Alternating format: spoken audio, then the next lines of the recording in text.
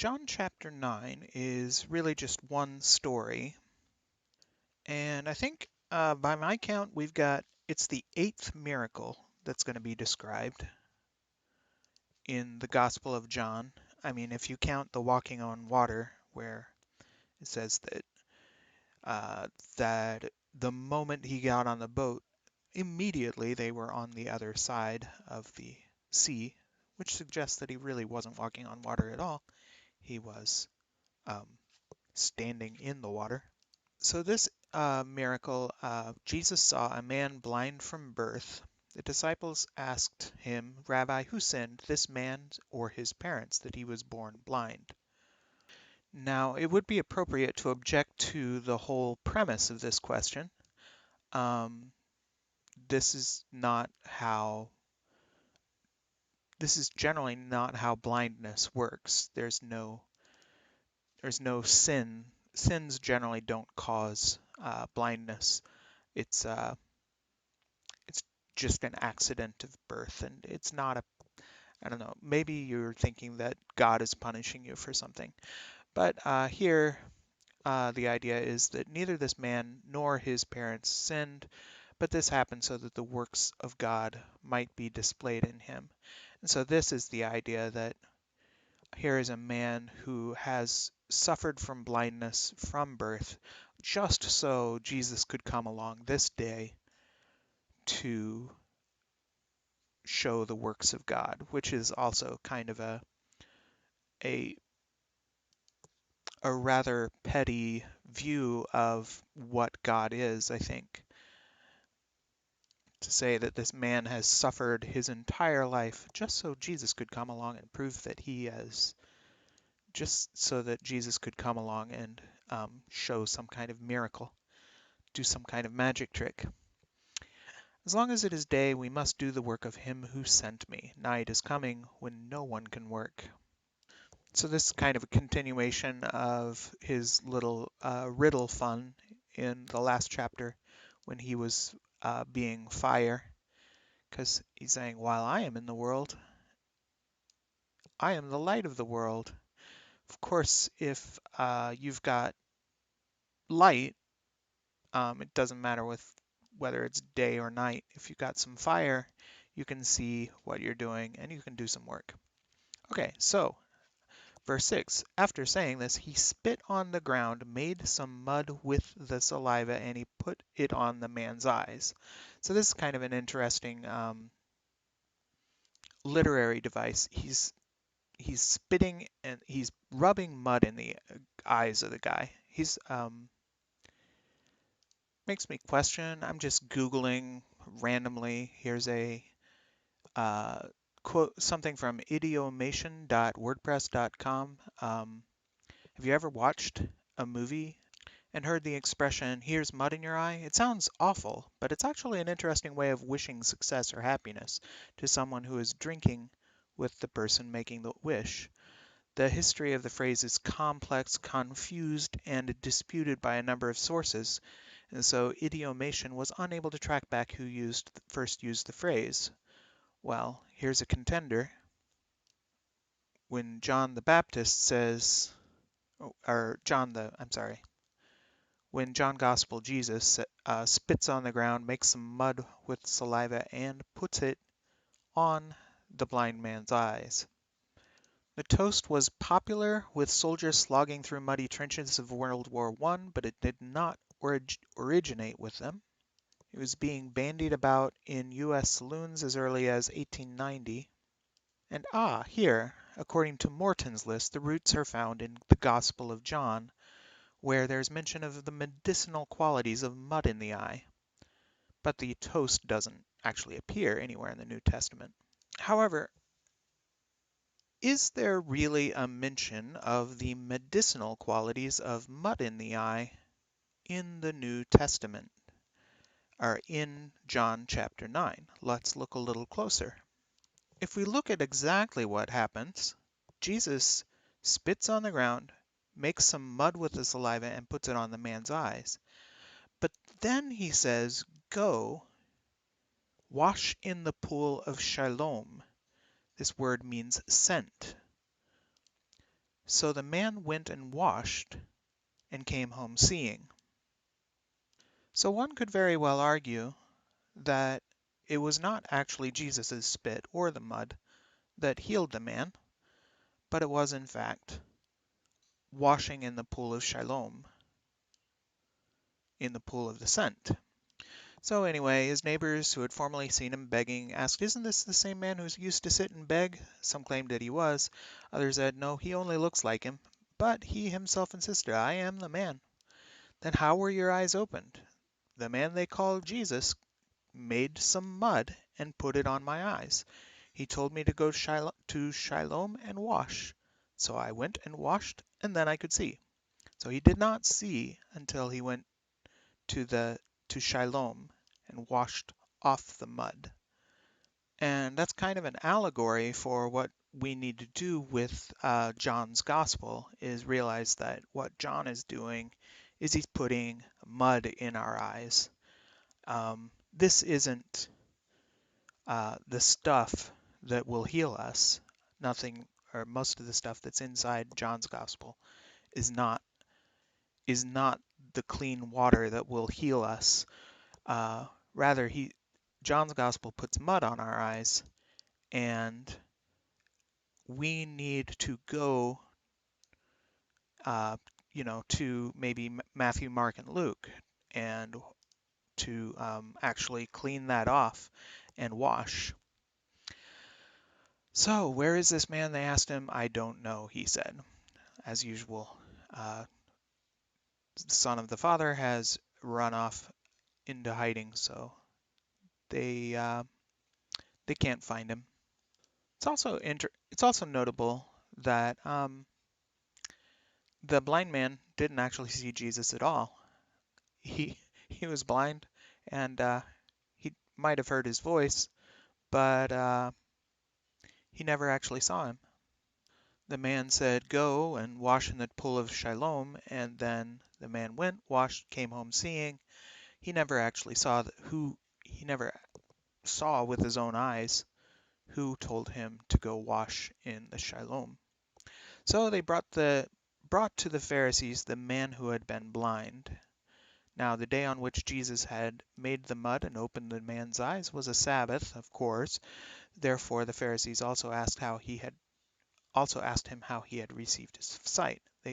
"He put mud on my eyes," the man replied, "and I washed, and now I see." He keeps telling the story. It stays the same. It stays the same. It stays the same. Some of the Pharisees said, "This man is not from God, for he does not keep the Sabbath." "How can a sinner perform such signs?" They were divided. And then they said, "What?" They turned to him again, to the blind man. "What have you to say about him?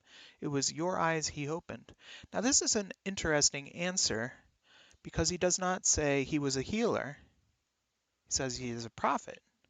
There's a big difference between a prophet and a healer, I think, because the healer, you would say, "He healed my eyes." But saying he is a prophet is just saying he predicted that my eyes would be healed when I did this thing.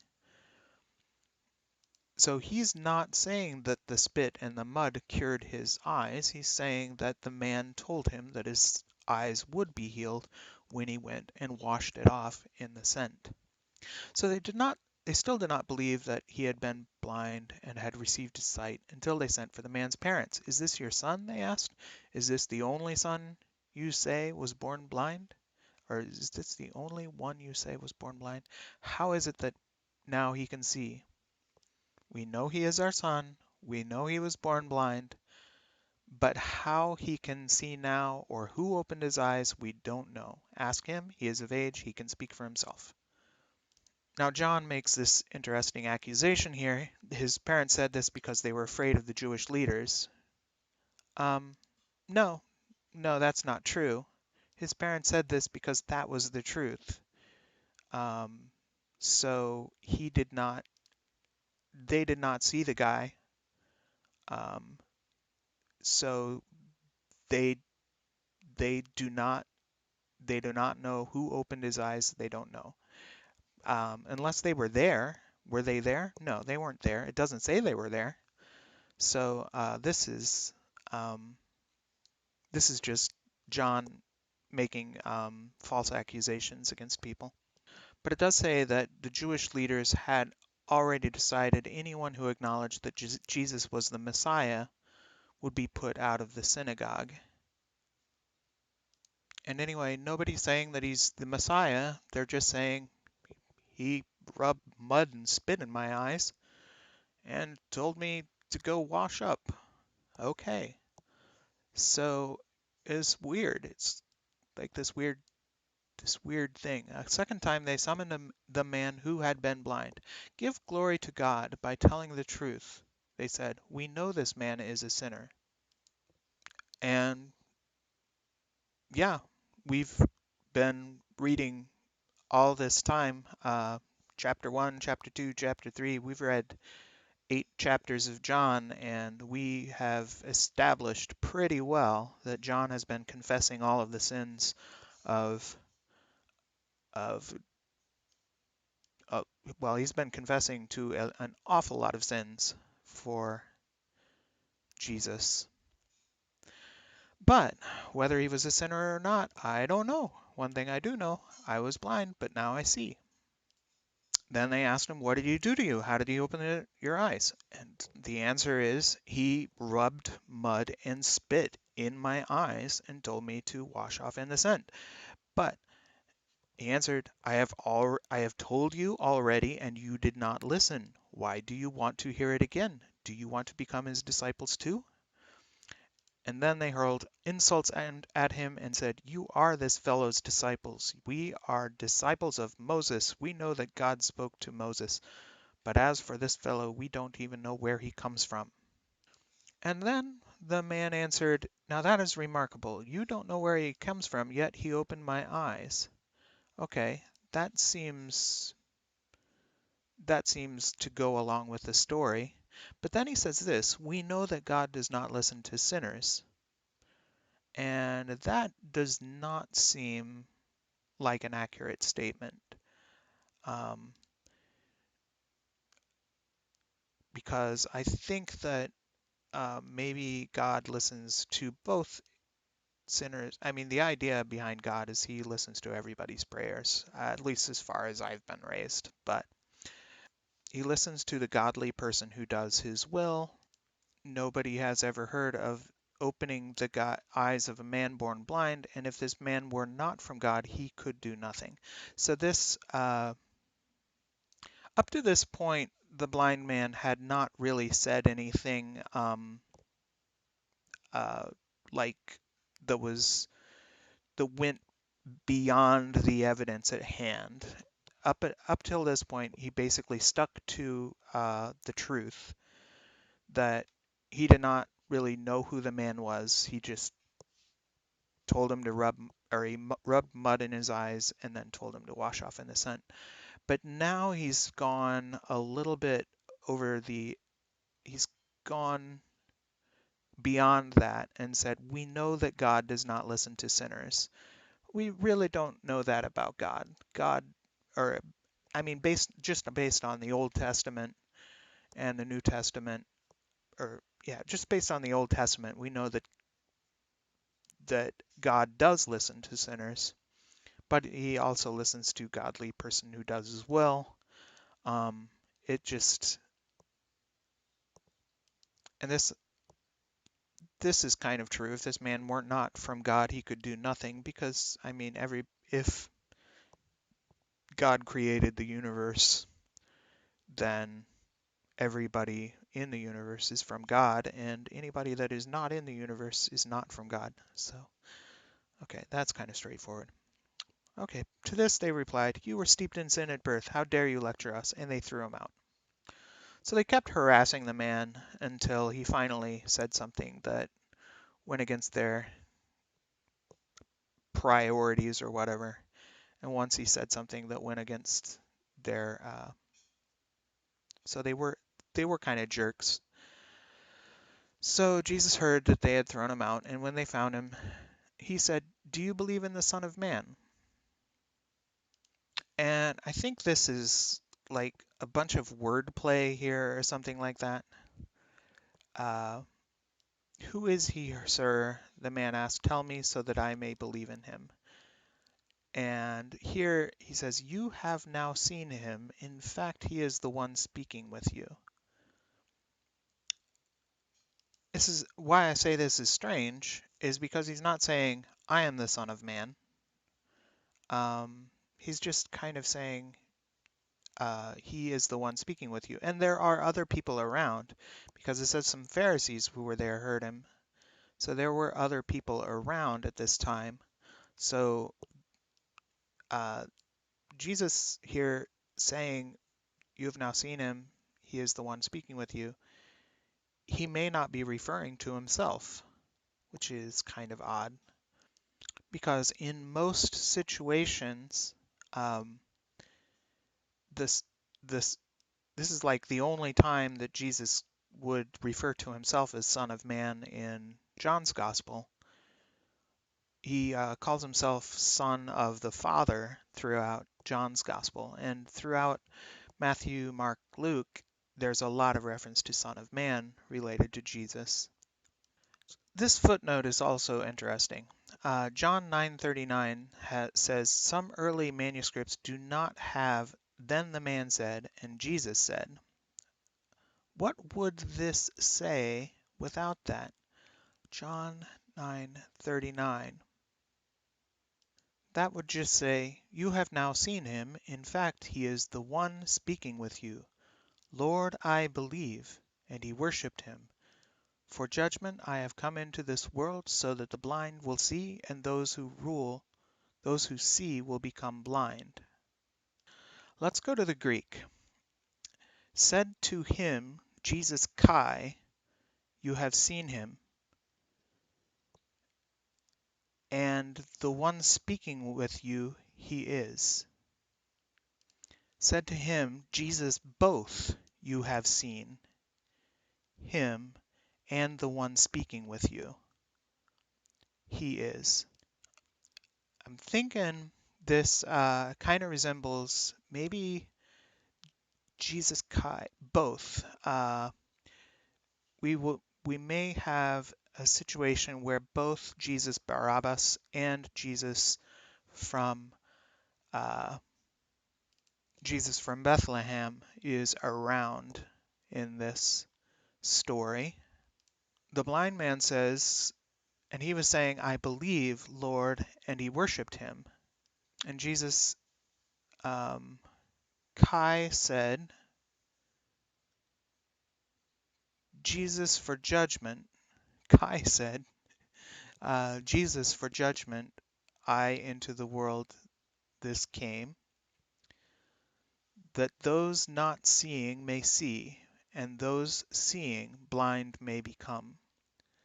So this again, it's Kai saying, Jesus for judgment, I into the world this came, that those seeing may see, and those seeing blind may become. Heard the Pharisees these things, who were with him, and they said, are we blind too? Not also we blind are. Why would they say that? It might be because they've been looking for Barabbas, and this guy comes along and he says, have you heard of the Son of Man? Who is he, sir? Tell me so that I may believe in him. And the Son of Man says, you have seen him. You have now seen him. In fact, he is the one speaking with you. So it could be here the real Jesus of Bethlehem shows up and says who he is. And then he says the very weird turn of phrase. And said, Kai said, Jesus for judgment, I into the world this came. So it's like Kai sent Jesus into the world, or Jesus sent Kai into the world, so that those not seeing could see, and those seeing might become blind. The Pharisees that were there heard him say this and said, "What? Are we blind too?" Why would they say that? Because they can see perfectly well that this isn't the guy they were looking for. Um, they're like, "Are we blind too?" Because they've been looking for Barabbas, son of the Father. They're not looking for Son of Man. But Son of Man just says, if you were blind, you would not be guilty of sin, but now you claim that you can see, your guilt remains. So I don't know if this is Jesus of Bethlehem or Jesus of Barabbas or Jesus Kai or whichever Jesus it is. For some reason, the Pharisees that are with him don't recognize him, and that is probably why they say, "Are we blind too?" Anyway, that's my thoughts on John chapter 9. The actual thing that goes on here is that Jesus spit on the ground, spit mud, put mud in his eye. He didn't actually do the healing, he just kind of predicted that the healing would happen in the Pool of Shiloam. Then there's a lot of identity confusion, and at the end, uh, the blind man falls for the guy saying that the one speaking to him is the Son of Man. It's really hard to tell exactly what's going on because John uses so many riddles and misdirections. I don't think that every detail of this story can be worked out.